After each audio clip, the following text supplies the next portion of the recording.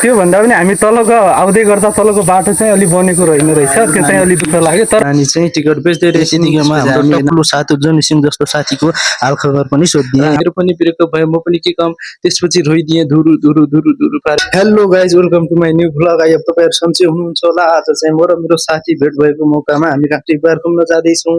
त्यति गर्दै हामी काँक्री बिहार ठ्याक्कै पुगिसक्यौँ। काँक्री बिहार पुगेपछि अब भित्र त के जानु, बाहिरतिर मजाले वरिपरि घुम्ने भन्ने प्लान गऱ्यौँ। त्यसरी हामी जिस्किँदै आँसखेल गर्दै, किनभने हामी धेरै पछि भेट भएको, आँसखेल गर्दै घुम्दै हिँडिराख्यौँ। र त्यति बेला गर्दा गर्दै ठ्याक्क मामासँग भेट भयो। अगाडि गएको हाम्रो मामा अनि आसन हुन्। त्यस भेट भएको मौकामा मिठो कुराकानी भयो। अहिले चाहिँ खासै त्यस्तो देखिन्छ। अनि अहिले चाहिँ यो बाटो पनि एकदमै इम्प्रुभ भएको छ। अनि यो बाटो इम्प्रुभ भएको देख्दा चाहिँ यो ठिकै भएको जस्तो पनि लाग्छ। यताका खास अगाडि लाग्ने संसदहरूले पनि खास भ्रष्टाचार ल यो बाटो त एकदम ठिक छ, तर हामी आउँदै गर्दा पहिलाको पुरानो बाटो तलको त्यो बाटोमा के चाहिँ देख्नुभयो तपाईँले? त्यो बाटोमा चाहिँ खासै चाहिँ देखेन। यो जो काँक्री बिहारको एरिया छ नि, त्यो वरिपरिको एरियामा चाहिँ राम्रै भएको छ। म चाहिँ 2075तिर आएको थिएँ। तलबाट आउँदा चाहिँ त्यो जब तल मेन गेट लाग्छ त्यहाँबाट चाहिँ माथि आउँदा चाहिँ 75मा आउँदा त्यस्तै थियो। अहिले नि बट त्यस्तै छ भनौँ न।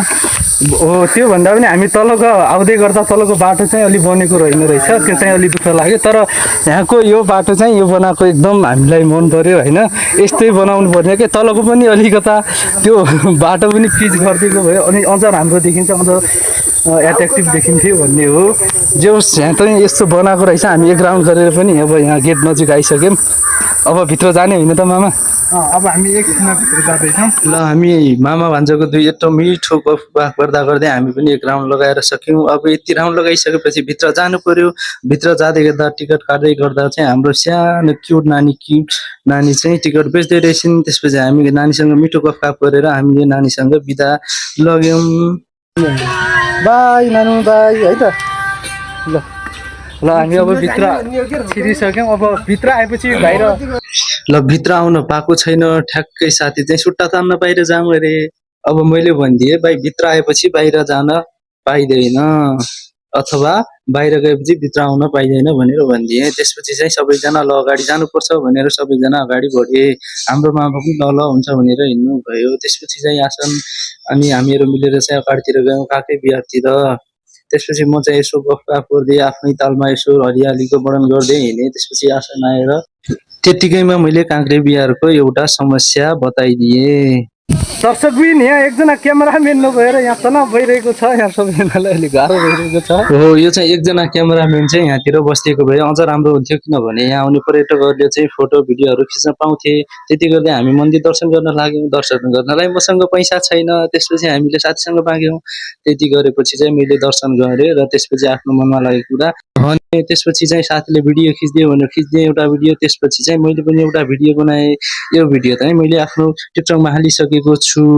त्यसपछि हामी त्यहाँबाट निस्क्यौँ। निस्किने क्रममा मैले आसनलाई फेरि के छ हालखबर यस्तो गर्मीमा भनेर सोधिदिएँ। त्यतिखेरमा हाम्रो टक्लो साथी जनी सिंह जस्तो साथीको हालखबर पनि सोधिदिएँ। हाम्रो मामा चाहिँ ब्रेकअप भयो भन्दै यसो मजाले स्याहार पारामा हिँड्दै हुनुहुन्थ्यो र हामी मजाले जिस्किँदै दुई साथीहरू हिँडिरहेका थियौँ।